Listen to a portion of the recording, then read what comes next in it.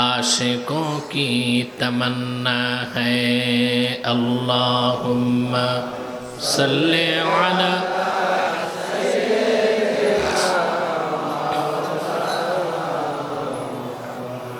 व अला आलि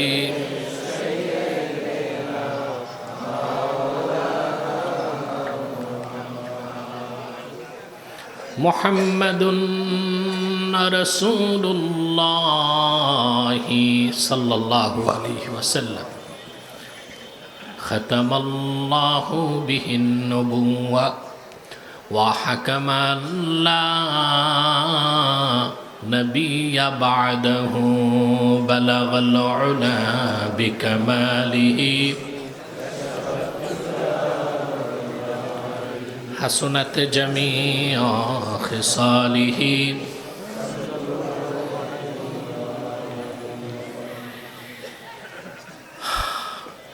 মাশায়েখে জনপুর পীর সাহেবদের স্মরণে আজকের ইসালে সওয়াব মাহফিলের সম্মানিত সভাপতি জনাব হযরত মাওলানা উসমান হারেস সিদ্দিকী পীর সাহাব জনপুরি বারাকাল্লাহু ফি উমরি, হযরত উলামায়ে কেরাম, তুলাবায়ে এজাম,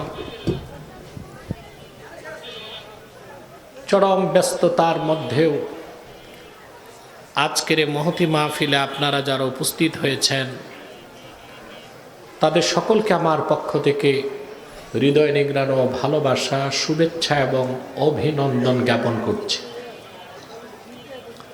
সবটুকুন শুকরিয়া আল্লাহ তাআলার জন্যে, যিনি আজকের বরকতপূর্ণ মাহফিলে আমাদেরকে আসার ও বসার তৌফিক মেহেরবানি করে ভিক্ষা দান করেছেন।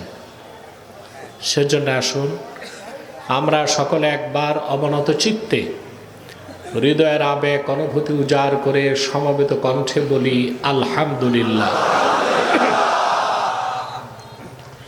অগণিত অসংখ্য দরুদ ও সালাম আল্লাহর সৃষ্টির প্রধান আকর্ষণ, বিশ্বসভার সভাপতি, সকল নবী রাসূলগণের মাথার তাজ, শামসুল হিদায়াত বদরুদ্দুজা, সৈয়দুস সাকালাইন, ইমামুল মুরসালিন, খাতামুন নবিয়্যিন অল মুরসালিন, আফতাবে নবুওয়াত, শাহানশাহে রিসালাত, সরকারে দো জাহাঁ, সুলতানুল মদিনা, নবিয়ুল আম্বিয়া, হুজুরে আকরম, নূরে মুজস্সম, নূরুন আলা নূর, সৈয়দিনা হাবিবিনা শফিঈনা মাওলানা মুহাম্মদ সাল্লাল্লাহু আলাইহি ওয়াসাল্লামার উপর আল্লাহ তাবারাক ওয়া তাআলা যাকে আজ থেকে প্রায় ১৫০০০ বছর আগে প্রেরণ করেছেন সর্বশ্রেষ্ঠ ও সর্বশেষ নবী ও রাসূল হিসেবে, যার পরে আজ পর্যন্ত পৃথিবীতে অবশ্যই কোনো প্রকার নবী কিংবা রাসূল অবশ্যই আসে নাই, অবশ্যই এখনো নাই, অবশ্যই কিয়ামত পর্যন্ত আসবে না। বহু বছর পর আবার আপনাদের কাছে আসতে পেরেছি, ৮ বছর পরে, ঠিক না? এই ৮ বছরে কত পানি গড়িয়েছে, সময় পার হয়েছে,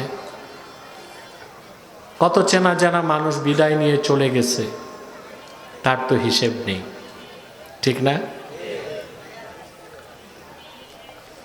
আপনাদের প্রাণপ্রিয় পীর সাহাব হযরত মাওলানা খালেদ মাসউদ সিদ্দিকী জনপুরি রহমতুল্লাহ, তার জীবিত অবস্থায় বহুবার এই মাঠে আমি এসেছি, আলহামদুলিল্লাহ।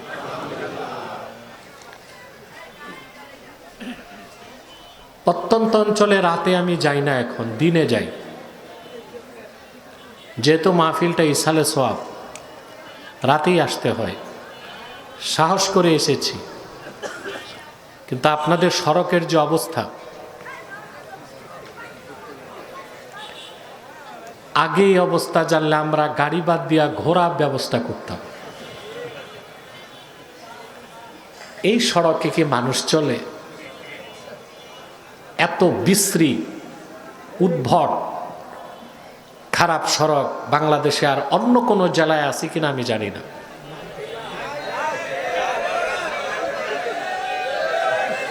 আমি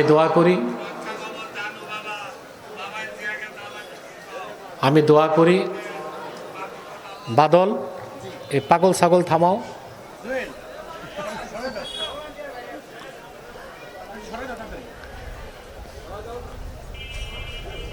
দ্বিতীয়ত, আজকে বাংলাদেশ ব্যাংকের গভর্নর দাওয়াত করেছিল ইসলামী ব্যাংকিং বিষয়ে কিছু মতামত নিতে। সে মিটিংটা করেই আমি রওনা হয়েছি। পদ্মা ব্রিজ পার হতে আমার 1 ঘন্টা লাগে নাই, তারপর লেগে গেছে প্রায় তো 2 ঘন্টা, 2.5 ঘন্টা লেগে গেছে। সে যাই হোক, আসতে কষ্ট হয়েছে, অনেক কষ্ট হয়েছে, দুঃখ বিষাদ কষ্ট নিয়ে এসেছি। আপনাদের এই হাস্যোজ্জ্বল চেহারাগুলো দেখে আমার সব কষ্ট দূর হয়ে গেছে। প্রিয় বন্ধুগণ, সূরা বাকারা থেকে একটি আয়াত আমি তেলাওয়াত করেছি। আপনাদের ইহকালীন কল্যাণ ও পরকালীন মুক্তির লক্ষ্যে এই আয়াতকে কেন্দ্র করে কিছু কথা আমি শোনাব ইনশাআল্লাহ সংক্ষিপ্ত সময়। ভূমিকাতে একটি কথাই বলবো, এখানে যারা এসেছেন আসার পেছনে সামাজিক, রাজনৈতিক, আর্থিক কোনো স্বার্থ আছে? আমরা এসেছি আল্লাহ তার হাবিবের রেজামন্দি হাসিল করতে, আল্লাহর কোরআন থেকে জ্ঞান অর্জন করতে, ঠিক না?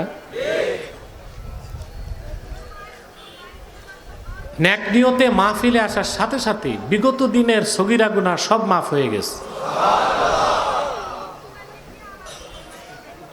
বাকি রইল কবিরা গুনাহ। আমরা একটু পরে মুনাজাত করব, এককভাবে না সম্মিলিতভাবে। এককভাবে মুনাজাত কবুল হতেও পারে, নাও হতে পারে, আর সম্মিলিত মুনাজাত কবুল হবেই। আল্লাহর হাবিব ইরশাদ করেছেন, মা রাফা কওমুন আকুফাহুম ইলাল্লাহি তাআলা ইয়াসআলুনাহু শাইআন ইল্লা কানা হাক্কান আলাল্লাহি আইয়াদা ফি আইদিহিম আল্লাযী সাআলুহু। আল্লাহর হাবিব বলেছেন, আমার উম্মতের কোন একটি দল যদি সম্মিলিতভাবে আল্লাহর কাছে হাত তুলে কিছু চায়, ওরা যা চায় আল্লাহর উপর হক হয়ে যায়, আল্লাহ তাদের হাতে তাই দিয়ে দেয়। সেই মুনাজাতে দোয়াও কবুল হবে, তওবাও কবুল হবে। হবে? তওবা কবুল হলে কবিরা গুনাহ, এই সুযোগটা নিব আজকে। শয়তান তো ওয়াসওয়াসা দিবে, চেষ্টা করবে মুনাজাতের আগে উঠানো যায় কিনা। আমরা অনেক নিয়ত করে শয়তানের নাপাক গালে একটা চপেটা ঘাত করতে চাই।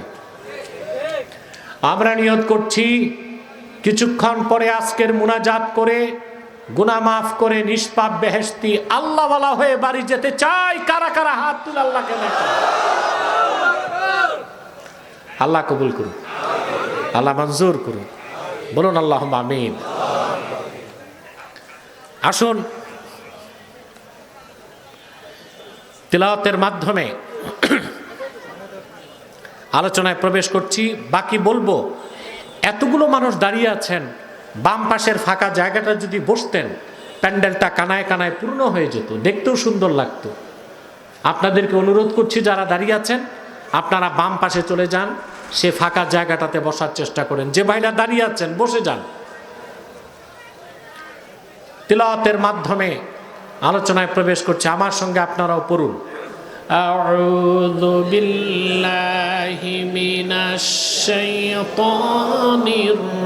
الرجيم بسم الله الرحمن الرحيم كيف تكفرون بالله وكنتم أمواتا فأحياكم ثم يميتكم ثم يحييكم ثم إليه ترجعون কোরআনে কারীম আল্লাহ তাআলা বলেন কাইফা তাকফুরুনা বিল্লাহ, অবিশ্বাসীরা কাফেররা কিভাবে তোমরা আল্লাহর নিদর্শনকে কুদরতকে অস্বীকার করো। কুনতুম আমওয়াতান, তোমরা ছিলে মৃত, ফা আহইয়াকুম, আল্লাহ তোমাদেরকে জিন্দা করছেন, সুম্মা ইউমীতুকুম, অতঃপর আবার তিনি তোমাদের মৃত্যু দিবেন, সুম্মা ইউহয়িকুম, আবার তিনি তোমাদের জিন্দা করবেন, সুম্মা ইলাইহি তুরজাউন, অতঃপর সকলেই তোমরা সম্মিলিতভাবে মহান মালিক আল্লাহর কাছে প্রত্যাবর্তিত হবে। সুবহানাল্লাহ। আল্লাহ তাআলা আখিরাতের ব্যাপারে মৃত্যুর পর তিনি আবার জিন্দা করবেন, হিসাব নিকাশ নিবেন, এই কথাগুলোকে অকাট্য দলিলে প্রমাণ করেছেন। সকল যুগের কাফেররা আখিরাতকে অস্বীকার করত কিনা বলেন? নূহ আলাইহিস সালামের কওম আখিরাতকে অস্বীকার করেছে। প্রত্যেক পয়গম্বরের কওম আখিরাতকে অস্বীকার করেছে। ১৫০০ বছর আগে রাসূলুল্লাহ সাল্লাল্লাহু আলাইহি সাল্লামের উপস্থিতিতে আবু জাহেল, উতবা, শাইবা, মুগীরা, মক্কার কাফেররা আখিরাতকে অস্বীকার করেছে। তারা কিন্তু আল্লাহকে বিশ্বাস করত কিনা কথা বলেন? মক্কার কাফেররা আল্লাহকে বিশ্বাস করত, জি, আল্লাহ আছেন এটা বিশ্বাস করত। وَلَئِن سَأَلْتَهُم مَّنْ خَلَقَ السَّمَاوَاتِ وَالْأَرْضَ وَسَخَّرَ الشَّمْسَ وَالْقَمَرَ لَيَقُولُنَّ اللَّهُ। আল্লাহ রাব্বুল আলামিন বলেন, হাবিব আমার মুহাম্মদ সাল্লাল্লাহু আলাইহি ওয়াসাল্লাম, যদি মক্কার কুরাইশদেরকে জিজ্ঞেস করেন এই আকাশ ও জমিনকে কে সৃষ্টি করেছেন, চাঁদ এবং সূর্যকে কে নিয়ন্ত্রণ করেন, কাফেররাও বলবে যিনি সৃষ্টি করেছেন, নিয়ন্ত্রণ করেন, তিনি হলেন আল্লাহ। আল্লাহকে বিশ্বাস করত। মুহাম্মদ সাল্লাল্লাহু আলাইহি সাল্লাম আল্লাহর রাসূল, এই কথাও তারা বিশ্বাস করত, গোপনে স্বীকারও করত। গোপনে স্বীকারও। মক্কা এক কাফের ছিল আখনাস বিন শরীক, খুব বড় বুদ্ধিজীবী ছিল কুরাইশদের। আখনাস বিন শরীক একদিন আবু জেহেলকে বলল, ভাই তুমি তো রাসূলুল্লাহ সাল্লাল্লাহু আলাইহি ওয়াসাল্লামকে দেখো বাল্যকাল থেকে, আমার একটু চুপি চুপি কানে কানে বলো তো মুহাম্মদ সাল্লাল্লাহু আলাইহি ওয়াসাল্লামের ব্যাপারে তোমার বিশ্বাস কি? সুবহানাল্লাহ। আবু জেহেল তাকে বলল, কাবার মালিক আল্লাহর কসম, আমি এ কথা জানি ও বিশ্বাস করি, আমি এ কথা মনে মনে জানি, মুখে স্বীকার করতে পারি না। মুহাম্মদ সাল্লাল্লাহু আলাইহি সাল্লাম আল্লাহর প্রেরিত রাসূল। ওয়া মা কাযাবা মুহাম্মাদুন সাল্লাল্লাহু আলাইহি ওয়াসাল্লাম কাত্তু, কোন দিন মুহাম্মদ সাল্লাল্লাহু আলাইহি ওয়াসাল্লাম একটি অক্ষর মিথ্যা বলেন নাই। সাক্ষ্য দিছে কে? আবু জেহেল। আল্লাহকে বিশ্বাস করত, রাসূলুল্লাহকে বিশ্বাস করত, স্বীকার করত না। কিন্তু একটা বিষয় কি বিশ্বাস করতে চাইতো না, আখেরাত। ওরা বলতো মৃত্যুর পর হাড় হাড্ডিগুলো ধুলায় মিশে যাবে, গোশতগুলো মাটির সাথে মিশে একাকার হয়ে যাবে, সেই মাটির সাথে মিশে যাওয়া মৃতকে কিভাবে আল্লাহ তাআলা তৈরি করবেন, তা কি সম্ভব? এটা ছিল কাফেরদের প্রশ্ন। আল্লাহ তখন অকাট্য যুক্তি দিয়ে কোরআন শরীফে তুলে ধরেছেন যে আল্লাহ তাআলা মৃত থেকে মানুষকে বানান, আবার যিনি মৃত্যু দেন, মৃত্যুর পর আবার তার পক্ষে জিন্দা করা সহজ না কঠিন? কথা বলে না। আল্লাহ রাব্বুল আলামিন বলেন, কোরআনে কারীম আল্লাহ রাব্বুল আলামিন বলেন, লা উকসিমু বিয়াউমিল কিয়ামাতি ওয়া লা উকসিমু বিন নাফসিল লাওয়ামা আয়াহসাবুল ইনসানু আল্লান নাজমা'a ইযামা বালা কাদিরিনা আলা আন নুসাউইয়া বানানা। আল্লাহ পাক বলেন, আয়াহসাবুল ইনসানু আল্লান নাজমা'a ইযামা, মানুষ কি ধারণা করেছে মৃত্যুর পর আবার আমি যখন তাকে জিন্দা করব তার হাড় হাড্ডি জমা করতে পারবো না? শুধু পারবো তা না, প্রত্যেকটা মানুষের আঙ্গুলের অগ্রভাগগুলোকে আমি সুবিন্যস্ত করে দেবার ক্ষমতা রাখি। এটা কত গভীর কথা বুঝছেন আপনি? কথা বলেন, টিপসই দেন, কথা বলেন, দেন না? আল্লাহ এই টিপসইয়ের কথা বলছেন, ফিঙ্গারপ্রিন্ট। সুবহানাল্লাহ। পৃথিবীতে সিকিউরিটির জন্য, দলিল প্রমাণের জন্য যতই সাইন স্বাক্ষর থাক, টিপসই লাগে কি না? সাইন নকল করা যায়, টিপ।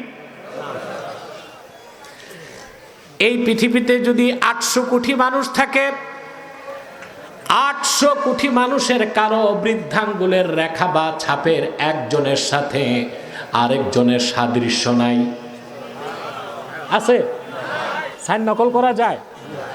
কথা বলেন, সাইন নকল করা টিপসই? আল্লাহ সেই দিক ইঙ্গিত দিচ্ছেন, কবর থেকে আমি যখন তুলবো শুধু হাড্ডি জোড়া দিব না, প্রত্যেকের আঙ্গুল তার হাতেই থাকবে, কারো আঙ্গুল কারো হাতে যাবে না। আল্লাহু আকবার।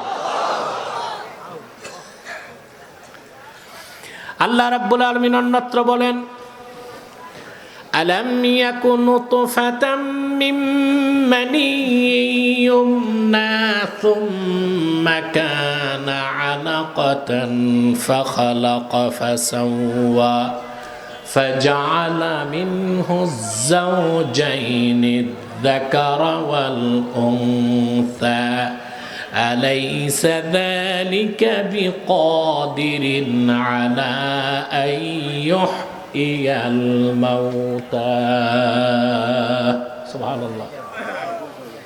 বাদল, ডান পাশের হইচইগুলো বন্ধ করেন, স্বেচ্ছাসেবক নাই মাহফিলে? এই আওয়াজ হইচইগুলো বন্ধ করেন ডান পাশে। আপনারা বড় মাহফিল করেন, অন্তত 100 স্বেচ্ছাসেবক রাখবেন। প্রিয় বন্ধুগণ, কথা শুনতেছেন? আল্লাহ পাক প্রশ্ন করেন, আলাম ইয়াকুন নুতফাতাম মিন মানিয়্যিন ইউমনা, যে মানুষটা আখিরাত অস্বীকার করে সে কি তার বাবার প্রক্ষিপ্ত বীর্যের একটা ফোঁটা ছিল না? এই এক ফোঁটা থেকে এই জিন্দা মানুষটা কে বানাইছেন? আল্লাহ পাক বলেন, তুম্মা কানা আলাকাতান ফাখালাকা ফাসাওয়া فجعل منه الزوجين الذكر والأنثى। বীর্য থেকে আল্লাহ রাব্বুল আলামিন রক্তপিণ্ড বানালেন, তার থেকে গোশতপিণ্ড, তারপরে সমতা নির্ধারণ করলেন, আবার 2টা ধারা বানায় দিলেন, একটা নর আর একটা নারী। এই অসম্ভব ক্ষমতা যে আল্লাহর আছে, তিনি কি মৃত্যুর পর আখেরাতে জিন্দা করতে পারবেন কিনা বলেন? সূরা বাকারায় আল্লাহ তাআলা বলেন, কুনতুম আমওয়াতান, তোমরা ছিলে মৃত, ফাআহইয়াকুম, আল্লাহ তোমাদেরকে জিন্দা করছেন। আমরা মৃত ছিলাম কিনা? কথা বলেন। আমি যে আয়াতের ব্যাখ্যা করছি হাসান বসরি রহমতুল্লাহ আয়াতের ব্যাখ্যায় বলেছেন, قد ثبتت بهذه الآية المذكورة أن لكل نفس حياة وموتة। এই আয়াত থেকে বোঝা যায় প্রতিটা মানুষের জীবনে দুইটা মৃত্যু, দুইটা জীবন। মায়ের পেটে আসার আগে আমরা ছিলাম মৃত, মায়ের পেট থেকে জীবিত, আবার মৃত্যুর স্বাদ গ্রহণ করি। চারটা কাজের তিনটাই তো আল্লাহ চোখে দেখায় দিলেন, মৃত্যুর পর আবার তিনি জীবন দিবেন, সেটা তার পক্ষে সম্ভব কিনা বলেন? আল্লাহ তাআলা কথাগুলোকে আরো পরিষ্কার করে দিয়েছেন সূরা মুমিনুনে। আমরা মৃত ছিলাম, মৃত থেকে তিনি জিন্দা করছেন। আল্লাহ রাব্বুল আলামিন বলেন, ওয়ালাকাদ খালাকনাল ইনসানা মিন সুলালাতিন মিন তিন সুম্মা জাআলনাহু নুতফাতান ফি ক্বারারিম মাকিন ثم خلقنا النطفة علقة فخلقنا العلقة مضغة فخلقنا المضغة عظاما فكسونا العظام لحما ثم أنشأناه خلقا آخر فتبارك الله أحسن الخالقين। আল্লাহ রাব্বুল আলামিন বলেন, ওয়ালাকাদ খালাকনাল ইনসানা মিন সুলালাতিন মিন তিন, আমি মানুষকে সৃষ্টি করেছি মাটির সারনির্যাস থেকে। আরবিতে ভিজা মাটিকে বলে তিন। কি বলে? ভিজা মাটি, আর্দ্র মাটি, এটাকে বলা হয় তিন। আল্লাহ বলেন, আমি ভিজা মাটির সার নির্যাস থেকে মানুষকে তৈরি করছি। এক ফোঁটা বীর্যের আকারে তাকে তার মায়ের সুরক্ষিত রেহেমে স্থাপন করছি। সুবহানাল্লাহ। আপনার অস্তিত্ব ছিল এক ফোঁটা। কি ছিল? কথা বলেন। ঘুম আসতেছে? কে কে ঘুমান হাত উঠান একটু দেখি। আলহামদুলিল্লাহ, সবাই কনসান্স, হুশ জ্ঞান ঠিক আছে। আলহামদুলিল্লাহ। আল্লাহ কি সুযোগ দিয়েছে দেখছেন না? আজকে বৃষ্টি বাদল নাই, আবার ঠান্ডা বাতাস আছে, খুব আরামদায়ক পরিবেশ আল্লাহ আমাদের ভিক্ষা দিয়েছেন। আবারও যে ভাইরা দাঁড়িয়ে আছেন, আল্লাহর রাস্তে বসে যান। আমাদের মাহফিলগুলোতে হিন্দুরা আসে, অমুসলিমরা আসে, ওরা বসতে লজ্জা পায়, আমরা বসতে বলি না, যেমনি আছে থাক। ওই রকম অমুসলিম হিন্দু ছাড়া মুসলমান যারা আছেন আল্লাহর রাস্তে বসেন।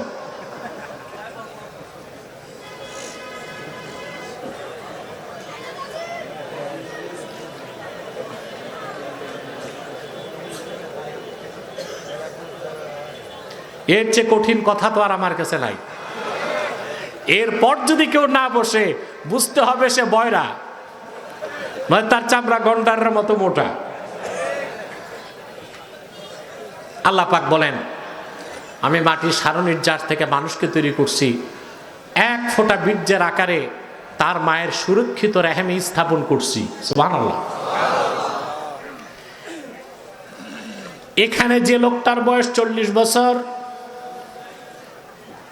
যার বয়স 50, 41 বছর আগে সে কি ছিল? জোরে বলতে হবে। কিছুই না। অস্তিত্ব ছিল? বীর্যও ছিল না, কিছুই ছিল না। তার অস্তিত্ব ছিল মৃত মাটিতে, ঠিক কিনা? কোরআন শরীফ আল্লাহ তাআলা অন্যত্র বলেন, হাল আতা আলাল ইনসানি হিনুম মিনাদ দাহরি লাম ইয়াকুন শাইআম মাযকুরা ইন্না খালাকনাল ইনসানা মিন নুতফাতিন আমশাজ নাবতালিহি ফাজআলনাহু সামিআম বাসীরা। সূরা দাহরে আল্লাহ রাব্বুল আলামিন বলেন, হাল আতা আলাল ইনসানি হিনুম মিনাদ দাহরে লাম ইয়াকুন শাইআম মাযকুরা। মানুষের জীবনে এমন একটা মুহূর্ত কি আসে নাই যখন সে উল্লেখযোগ্য কিছুই ছিল না, তার দেহ ছিল না, অস্তিত্ব ছিল না, নাম ছিল না, চৌধুরী পাটওয়ারি ভুইয়া এইরকম কোনো পরিচয় ছিল না, কিচ্ছু ছিল না।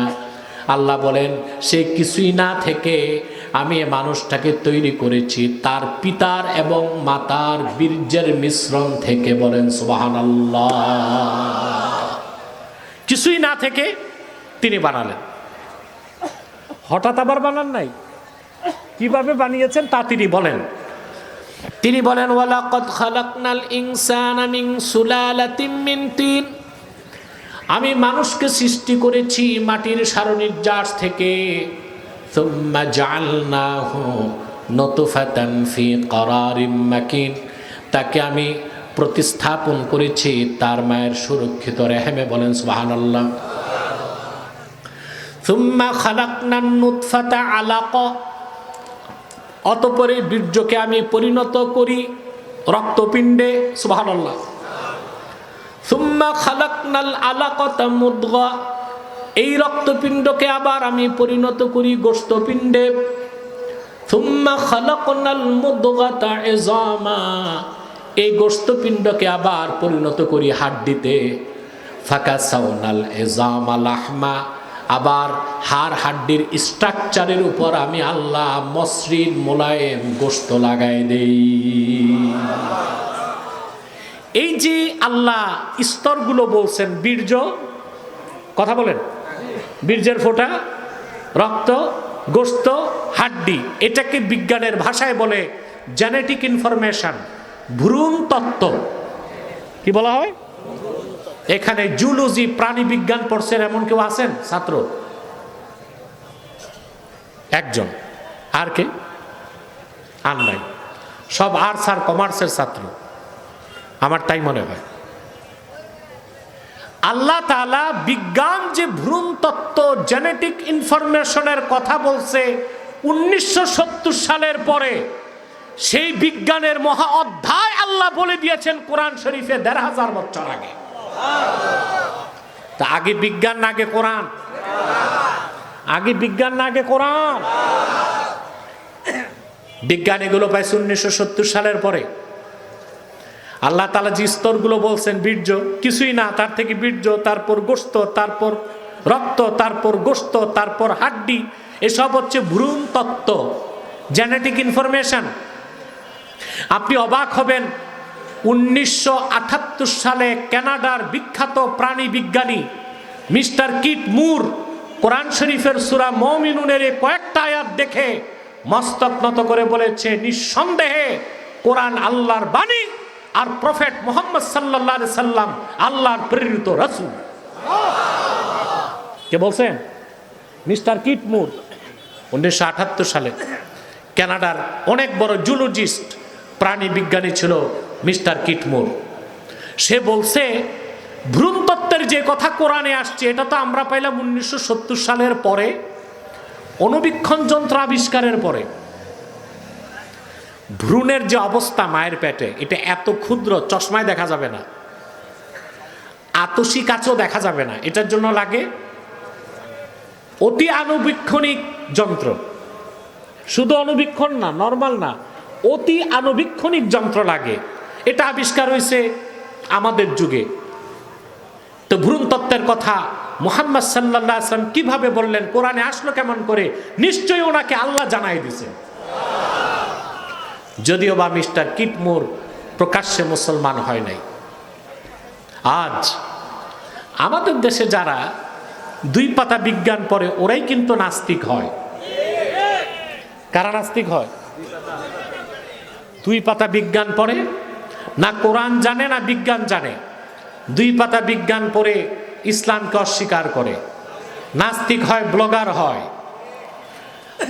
আর পৃথিবীতে যারা বিজ্ঞানের মহা অধ্যায়কে চর্চা করে, তারা আল্লাহর কোরআনের সামনে মস্তক নত করে শ্রদ্ধায় অবনত মস্তকে স্বীকার করে নেয় কোরআন হচ্ছে টপ মোস্ট মিরাকল। এটা সর্বোচ্চ অলৌকিক বিষয়, বলেন সুবহানাল্লাহ। নাস্তিক হয় কারা? 2 পাতা বিজ্ঞান পড়ে। আমরা না কোরআন শিখলাম না বিজ্ঞান শিখলাম, ঠিক কিনা? সেজন্য আমরা বলে থাকি আমাদের শিক্ষা ব্যবস্থাকে ইসলামাইজেশন, ইসলামীকরণ করতে হবে। তখন আর দেশে দুর্নীতি থাকবে না। এখন আমরা ভালো অফিসার পাই, ভালো মানুষ পাই, কথা বলেন। অফিসার ভালো, খুব যোগ্য, কিন্তু পাক্কা ঘুষখোর।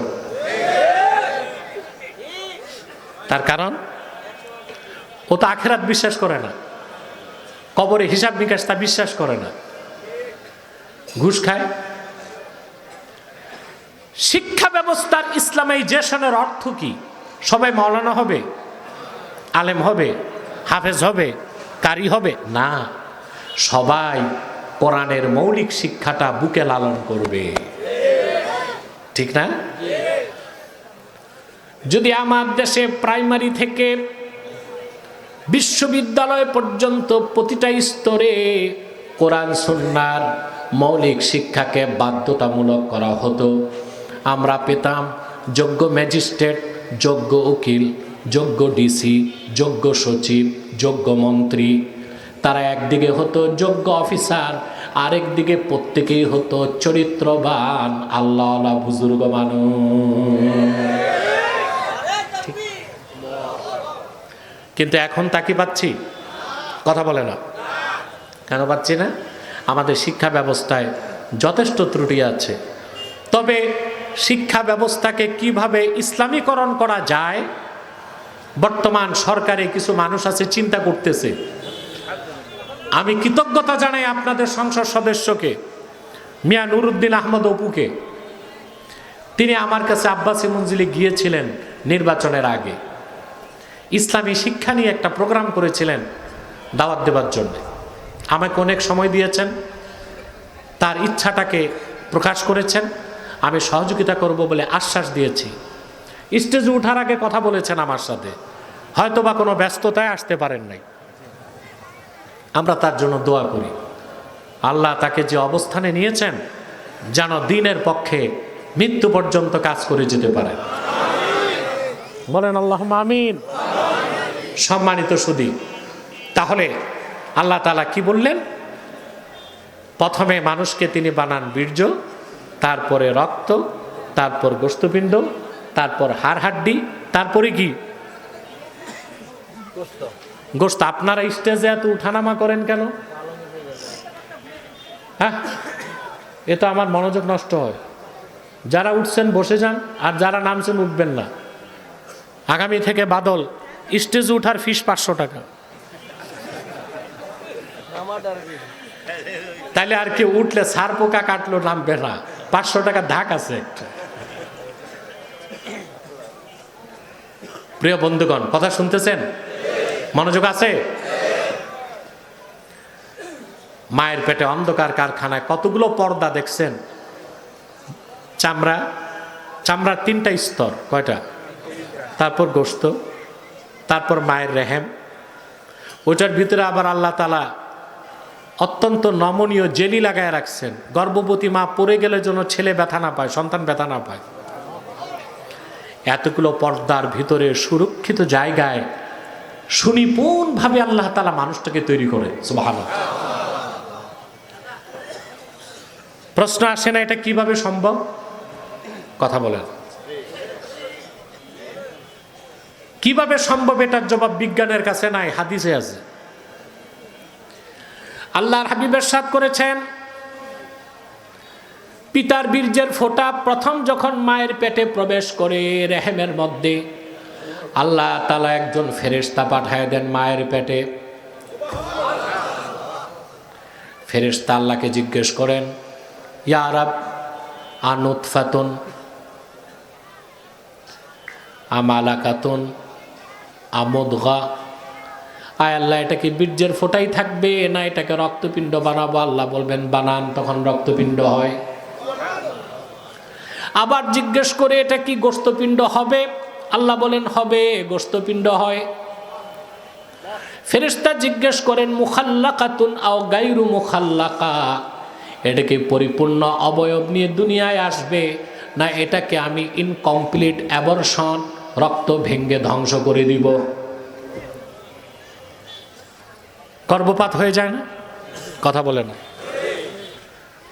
নাক কান মুখ টুক হয়ে যায়, কিন্তু পুরো বডিটা, এটা হচ্ছে গায়ের মুখাল্লাকা। আল্লাহ বলেন মুখাল্লাকা, সন্তান পরিপূর্ণ আকৃতি লাভ করে। ফেরেশতা জিজ্ঞেস করে না যাকারুন আম উনসা, এটা পুরুষ হবে না, ছেলে হবে না, মেয়ে হবে? সুবহানাল্লাহ বলবেন না? এখন ছেলে কেন হয়, মেয়ে কেন হয়, বিজ্ঞান একটা ব্যাখ্যা দেয়, বলবো? এটা আপনাদের জানা থাকা দরকার। গ্রাম দেশে যে মেয়েদের শুধু মেয়ে হয়, শ্বশুর বাড়িতে তাদেরকে টর্চার করা হয় ছেলের আশায়। এটা গ্রাম দেশে একটা কুসংস্কার। বিজ্ঞান কি বলে?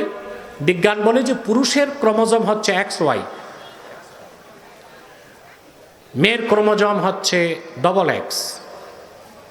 পুরুষের XY থেকে যখন Y আসে, মায়ের XX থেকে X আসে, দুইটা এক হলে ছেলে হয়। আর যখন পুরুষের XY থেকে X আসে, মায়ের XX থেকে X আসে, দুইটা জোড়া লাগলে মেয়ে হয়। বিজ্ঞান এতটুকু বলতে পারছে, জোড়া লাগায় কে এটা আর বলতে পারে না। জোড়া লাগায় কে? হাদিস তার প্রমাণ, ফেরেশতা। সুবহানাল্লাহ বলবেন? পিতার বীর্যের ফোঁটা মায়ের রেহেমে যাবার সঙ্গে সঙ্গে দায়িত্বশীল ফেরেশতা চলে আসে, মানুষ তৈরির কারিগর। হুকুম কার?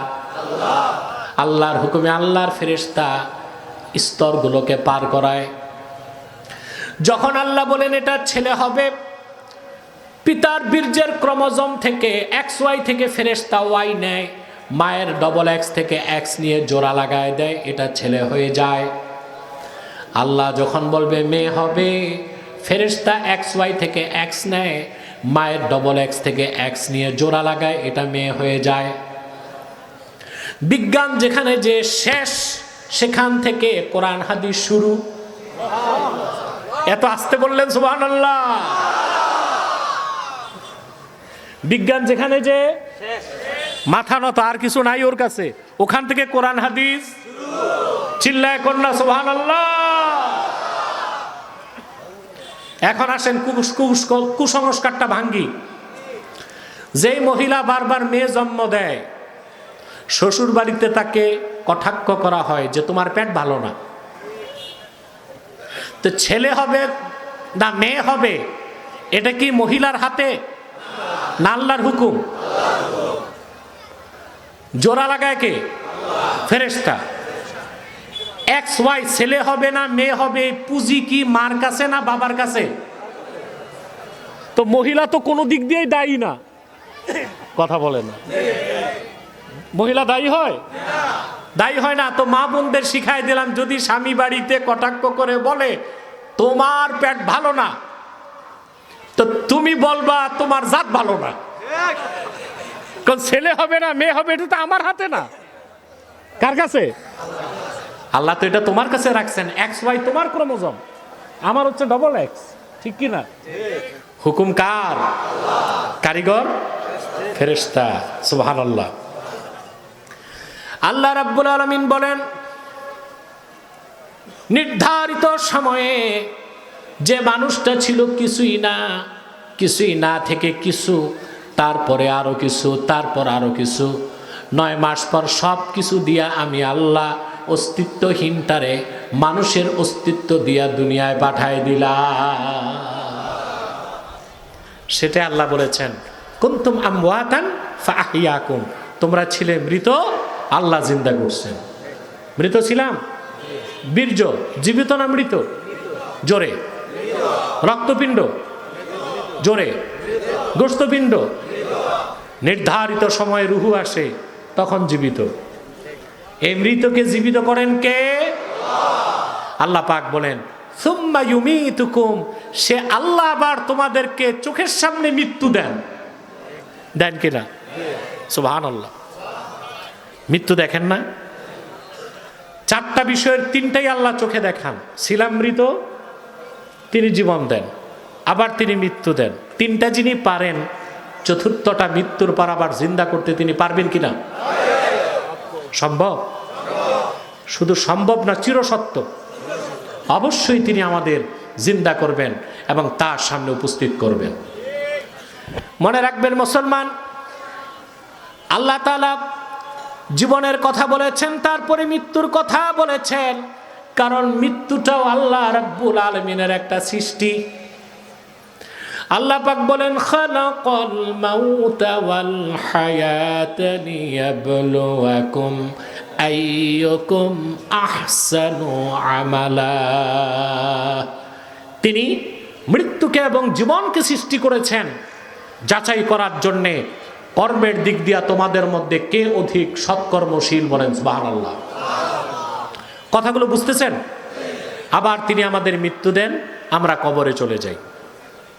হাসর ময়দানে সুম্মা ইউহয়িকুম, আবার তিনি তোমাদের জিন্দা করবেন।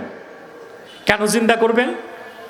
পশু পাখির মতো তিনি আমাদেরকে পৃথিবীতে ভোগবিলাসের জন্য বানান নাই। আমরা হচ্ছে আল্লাহ তাআলার সিলেক্টেড ক্রিয়েশন, নির্বাচিত সৃষ্টি। তিনি আমাদের সৃষ্টি করেছেন এই জমিনে তার প্রতিনিধিত্বের জন্যে, তার হুকুম মানার জন্যে, তার ইবাদতের জন্যে। সেই জন্য এখানে জবাবদিহিতার প্রশ্ন আছে। আমাদেরকে আল্লাহ উপস্থিত করবেন তার সামনে এবং কর্মের হিসাব নেবেন। সৎকর্মের বিনিময়ে জান্নাত দিবেন, অসৎ কর্মের বিনিময়ে জাহান্নাম দিবেন। ঠিক কিনা বলেন?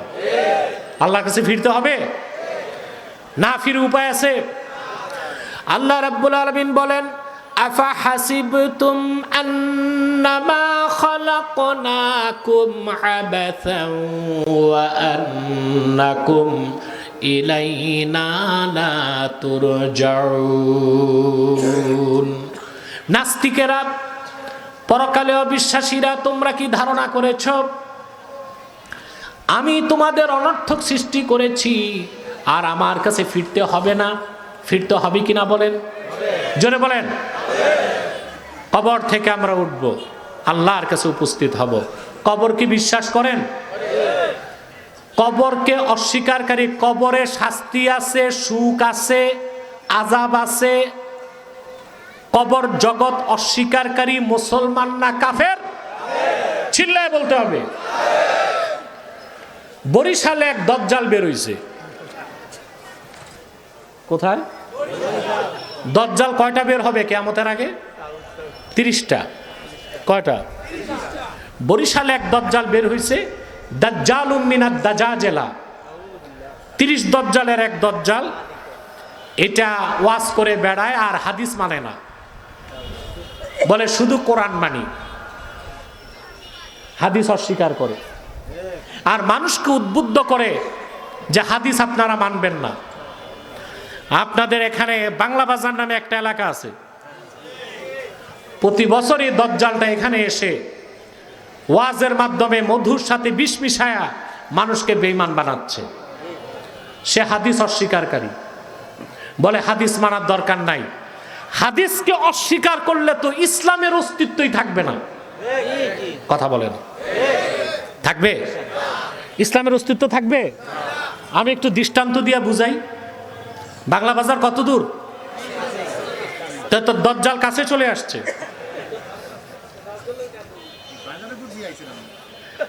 দাজ্জাল তো কাছে চলে আসছে, তা আপনাদেরকে তো সতর্ক হইতে হবে। সমস্যারে বলতে হবে শুধু কোরআন বিশ্বাস করি, হাদিস মানি না, তারা মুসলমান না কাফের। শরীয়তপুরে জায়গা পায় কেমন করে? এগুলোকে পাওয়া মাত্রই গরু চোরকে কি করেন? হ্যাঁ, কিছুটা ধোলাই দিয়া পুলিশের হাতে দিবেন। রাসূলুল্লাহর হাদিস অস্বীকারী মুসলমান হতে পারে না। এই দলের যে নেতা সারা পৃথিবীতে নেতৃত্ব দেয়, তার নাম ডক্টর তাজ হাশমি। 2022 সালে আমার সাথে ডিবেট এসে পরাজিত হয়েছে। এই দলের বাংলাদেশে যে নেতৃত্ব দেয়, ওই খিনজিরটার নাম হচ্ছে আবু সাইদ খান। দেখছিলেন না, একটারে কুত্তার গোশত দেওয়ার চেষ্টা হয়েছে, দেখছিলেন? ওই খিনজিরটার নাম আবু সাইদ খান, সেও ডিবেটে গেছে, 21 মিনিটের মাথায় মস্তক নত করে পালায় গেছে। ওই 2 খিনজিরের টাকায় এই বরিশালে আরেক খিনজির হয়েছে। এটা হাদিস অস্বীকার করে, বলে কবর আযাব বলতে কিচ্ছু নাই, এগুলো মিথ্যা কথা। অথচ কবর আযাবের কথা কোরআন শরীফে আছে, সরাসরি আছে। সূরা ইব্রাহিমের 27 নম্বর আয়াতে আল্লাহ তাআলা বলেছেন, ইউসাব্বিতুল্লাহুল্লাযীনা আমানু বিল কওলিস সাবিতি ফিল হায়াতিদ দুনিয়া ওয়া ফিল আখিরাহ। যারা ঈমান এনেছে তাদেরকে সুস্পষ্ট বক্তব্য ঈমানের মূল কথার উপর আল্লাহ তাআলা প্রতিষ্ঠিত রাখেন, দুনিয়াতে আখিরাতে। আখিরাত মানে কবরে, সুয়াল জবাবের মাধ্যমে। মিন ক্বাবলিকুম, আমি তোমাদের উপর রোজাকে ফরজ করেছি, সিয়ামকে ফরজ করেছি, যেভাবে ফরজ করেছিলাম পূর্বের জাতিদের উপর। এখানে আল্লাহ সম শব্দ উল্লেখ করলেন। এখানে সম শব্দের অর্থ হচ্ছে সারাদিন পানাহার থেকে বিরত থাকা। আবার আরেক জায়গায় মরিয়মের ঘটনায় আল্লাহ বলেন, মরিয়ম কার নাম? ঈসা নবীর মার নাম, ঠিক কিনা? ঈসা নবীর নানা ছিল দাদা? কথা বলেন। বাবাই তো ছিল না, তো দাদা হয় কেমনে? দাদা হয়? কথা বলে না, দাদা হয়? ঈসা নবীর মা ছিল, বাবা ছিল না। এই যে তিনি পিতার সংস্পর্শ ছাড়া পৃথিবীতে আসছেন, এটা একটা আশ্চর্য বিষয় না? কথা বলে না। এখন ঈসা নবীকে দেখলে ওরা বলবে না তোমার স্বামী নেই, বাচ্চা কেমনে হয়েছে? হ্যাঁ, তা আল্লাহ ফেরেশতার মাধ্যমে শিখাই দিয়েছেন। মারিয়াম তুমি বলো, ইন্নী নাযারতু লিররহমানি সাওমান ফালান উকাল্লিমাল ইয়াওমা ইনসিয়া। আমি রহমানের নামে মান্যত করেছি, আমি কোনো মানুষের সঙ্গে কথা বলবো না। তা পানাহার থেকে বিরত থাকাকে আল্লাহ সিয়াম বলছেন, সওম। চুপ থাকাকে কি বলছেন? এখন যে শয়তান, ভণ্ড, লম্পট, দাজ্জালের অনুসারীরা বলবে আমরা শুধু কোরআন মানি, হাদিস মানি না, তারা তো এখানে ধোঁকাবাজির সুযোগ আছে। বলবে সওমের তো 2 অর্থ, পানাহার না করাও সওম, চুপ থাকাও সওম। আমি দ্বিতীয় অর্থটা নিলাম, অর্থাৎ রোজার দিন 3 বেলা ভালো মতো খাবো, শুধু চুপ থাকবো। তাহলে আর কি সওম থাকে? তাহলে হাদিস অস্বীকার করলে ইসলামের অস্তিত্ব থাকে না। অতএব আহলে কোরআন দাবিদার যারা, নিঃসন্দেহে তারা কাফের। কারণ শুধু কোরআন মানলে মুসলমান হওয়া যায় না, কোরআনের ব্যাখ্যা, রাসূলুল্লাহর হাদিসকেও মনে প্রাণে বিশ্বাস করতে হবে। হয়েছে? আল্লাহ কবুল করুক, আমিন। প্রিয় ভাইগণ, যে কথা বলছিলাম, আল্লাহ তাআলা আমাদেরকে কবর থেকে উঠাবেন, উঠাবেন কিনা? তারপর হিসাব দিতে হবে কিনা? কথা বলে না। সব কিছুর হিসাব কে নেবেন? এই দুনিয়ায় মানুষ কবর থেকে আল্লাহ তাআলা কিভাবে উঠাবেন সেটাও তাফসীর হোসাইনিতে এসেছে। দ্বিতীয়বার হযরত মিকাইল সিংহায় ফুৎকার দেবার পরে কামা জিবরিল আলা সাখরাতি বাইতুল মুকাদ্দাস, বাইতুল মুকাদ্দাসের সাখরা, বড় পাথরের উপর জিবরিল দাঁড়াবেন।